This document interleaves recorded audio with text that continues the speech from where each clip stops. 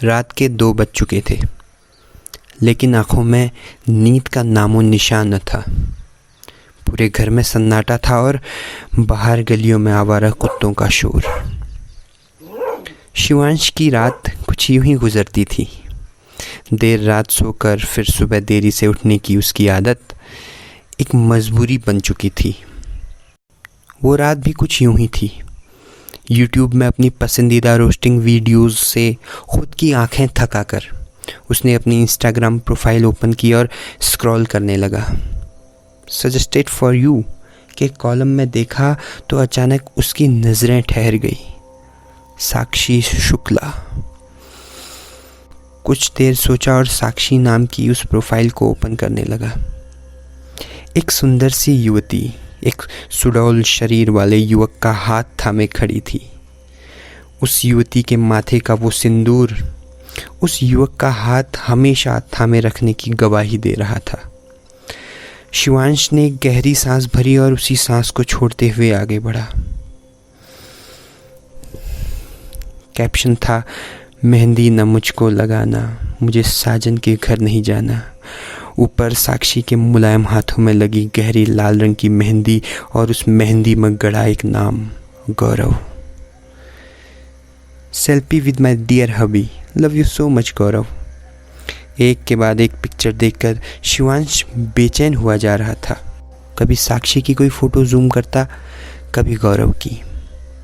रात के 3 बज चुके थे, लेकिन नींद का कोई ठिकाना न था।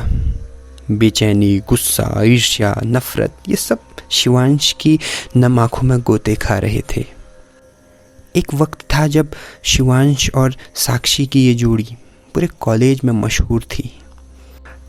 4 साल से चला आ रहा उनका ये रिश्ता नए प्रेमी युगलों के लिए प्रेरणा स्रोत था। साक्षी, अगर कल के दिन हमारी शादी ना हुई तो तुम रह लोगी ना मेरे बिना? शिवांश के ये पूछने पर साक्षी ने अपना हाथ उसके होंठों पर रख दिया और बोली, प्लीज शिवांश, ऐसा मत सोचो ना, ऐसा कभी नहीं होगा।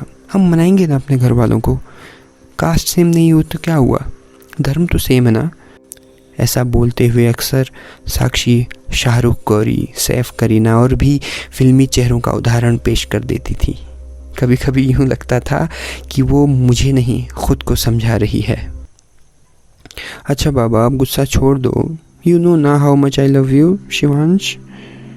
शिवांश का कभी किसी बात पर गुस्सा हो जाना और साक्षी का उसको मनाना और उसके बाद खुद रूठ कर बैठ जाना। आज सब कुछ शिवांश की आंखों के सामने एक फिल्म की तरह गुजरता चला जा रहा था। जब कोई प्रेमी युगल खुद की लड़ाई झगड़ों से परेशान होकर एक दूसरे से अलग हो जाते हैं, तब इतना बुरा नहीं लगता जितना समाज की कुछ धारणाओं का अक्षरशः पालन न कर पाने की वजह से अलग होने में लगता है। सब कुछ तो ठीक था हमारे बीच, शायद नहीं उसका ब्राह्मण और मेरा राजपूत होना, यही कमी रह गई होगी ना। कितने खुश थे हम उस दिन, जिस दिन हमने अपने इस रिश्ते को बेपर्दा करने का फैसला किया था। किसे पता था साक्षी शिवांश का ये रिश्ता पर्दे के पीछे तक का ही सफ़र था। एक ऐसा सफ़र जिसे कोई मंजिल मुनासिब नहीं।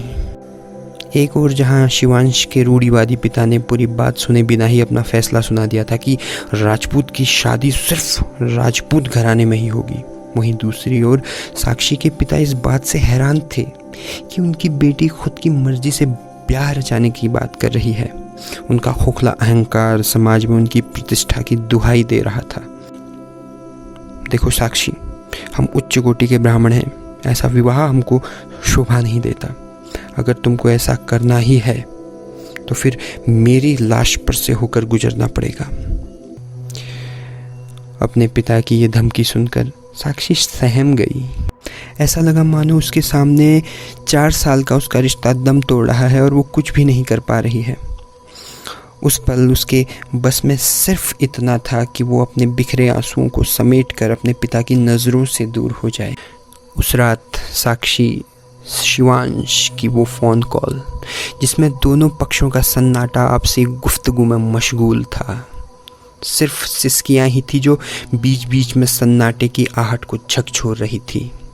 सब कुछ कितना अच्छा चल रहा था ना साक्षी। शिवांश ने कंपकपाती आवाज़ में बोला। बोलो ना अपने पापा को, कास्ट सेम नहीं हुई तो क्या हुआ, धर्म तो सेम है ना। शाहरुख, गौरी, सैफ, करीना, ये सब कहाँ गए साक्षी? साक्षी चुप थी और वो बोलती भी क्या। आज उसके पास न कोई शब्द थे न कोई दलील। शायद हमारा साथ इतना ही था शिवांश। कितनी आसानी से बोल दिया ना साक्षी। खैर ठीक है, अगर तुमने साथ छोड़ने का फैसला ले ही लिया है तो मैं क्या बोलूँ। गुड बाय, अलविदा। दोनों की ये बातें एक दूसरे को असहनीय पीड़ा दे रही थी। शिवांश, क्या हम एक बार मिल सकते हैं, आखिरी बार? कल शाम 5 बजे पार्क में, मैं तुम्हारा इंतज़ार करूँगी। साक्षी ने झिझकते हुए बोला और फ़ोन रख दिया।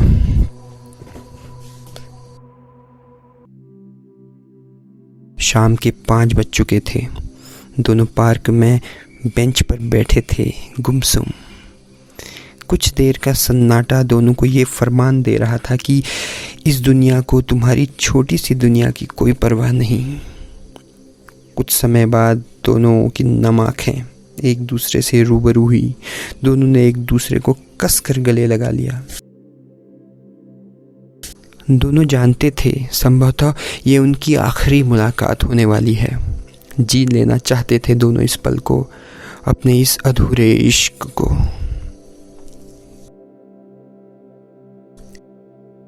क्या लगता है आपको, क्या साक्षी शिवांश का रिश्ता गलत था?